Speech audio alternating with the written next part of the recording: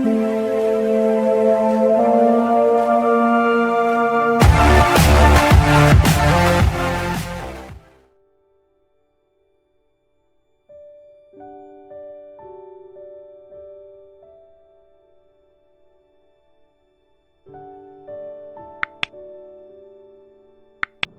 datang di channel ini, sahabat-sahabatku yang terkasih.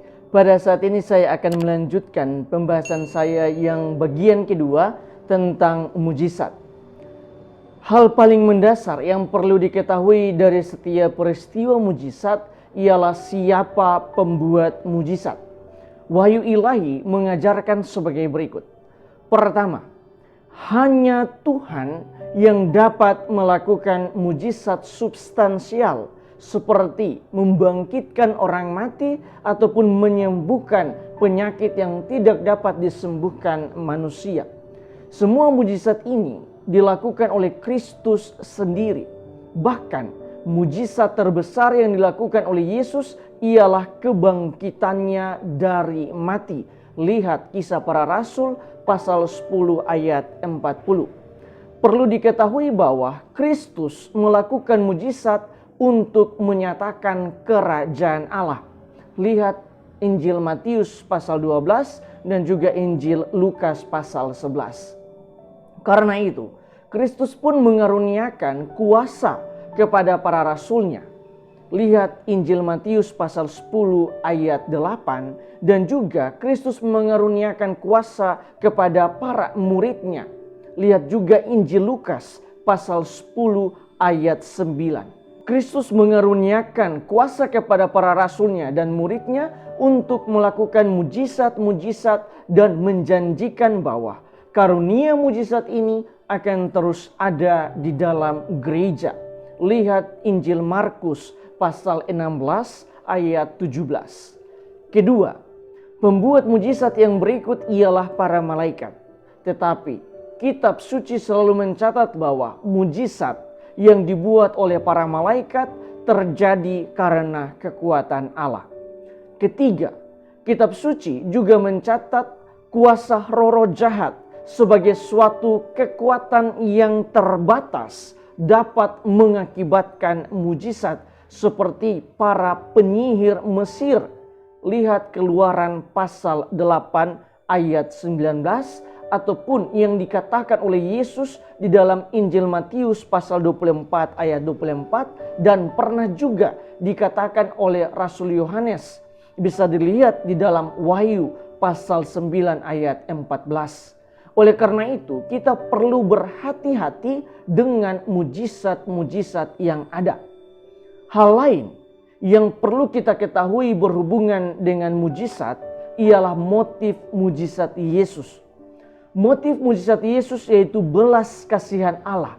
Artinya, Yesus melakukan mujizat karena terdorong oleh belas kasihan. Kalimat, maka tergeraklah oleh belas kasihan, selalu muncul di dalam kitab suci ketika Yesus hendak melakukan suatu mujizat. Belas kasihan ini pun bersifat universal dan tidak mengenal batas ras ataupun bangsa. Sebab Yesus membuat mujizat bukan hanya kepada orang sebangsanya, tetapi kepada semua orang yang bukan orang Yahudi. Misalnya, anak kepala rumah ibadat. Bisa dilihat di dalam Injil Matius pasal 8 dan juga kepada anak perempuan Sirofenesia. Bisa dilihat di dalam Injil Markus pasal 7. Selain itu, melalui mujizat-mujizat pada hari Sabat, Yesus menyatakan maksud kedatangannya, yaitu menyelamatkan umat manusia dan penyempurnaan hukum perjanjian lama dengan perjanjian baru. Juga ajaran tentang sakramen dinyatakan lewat mujizat di Kana. Bisa dilihat di dalam Injil Yohanes pasal 2. Sedangkan tentang kuasanya mengampuni dosa dinyatakan lewat mujizatnya menyembuhkan orang lumpuh. Bisa dilihat di dalam Injil Matius pasal 9 dan lain sebagainya.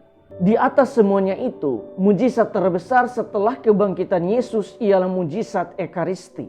Dan menariknya, mujizat Ekaristi ini masih berlangsung sampai sekarang, yaitu di mana oleh kuasa Roh Kudus melalui sabdanya yang diucapkan oleh imam dalam doa konsekrasi, Kristus mengubah roti dan anggur menjadi tubuh dan darahnya. Oleh karena itu, Ekaristi adalah puncak dan sumber seluruh hidup Kristiani. Lihat Katekismus Gereja Katolik nomor 1324. Sahabat-sahabatku yang terkasih, ketika kita berbicara tentang mujizat Yesus, maka sangat jelas sekali bahwa saksinya ialah para rasul sendiri. Bahkan mereka adalah saksi mata dari mujizat terbesar yang terjadi dalam hidup Yesus, ialah kebangkitannya dari mati. Berita kebangkitan inilah yang senantiasa diwartakan oleh mereka di dalam setiap pewartaan mereka. Di sisi lain, para rasul juga pernah membuat mujizat dalam nama Yesus. Misalnya yang dilakukan oleh Paulus ketika ia membangkitkan orang mati. Lihat Kisah Para Rasul pasal 20 ayat 10 dan juga rasul-rasul yang lainnya. Kesaksian para rasul ini kemudian diwariskan terus-menerus lewat pemberitaan Injil di dalam sejarah gereja, sehingga para bapak gereja juga memberikan kesaksian yang sama, dan akhirnya kesaksian itu berlanjut sampai sekarang. Pembahasan saya tentang mujizat masih akan saya bahas di dalam video ketiga, di mana pada bagian itu saya akan mengulas atau membahas tentang sikap kita terhadap peristiwa mujizat.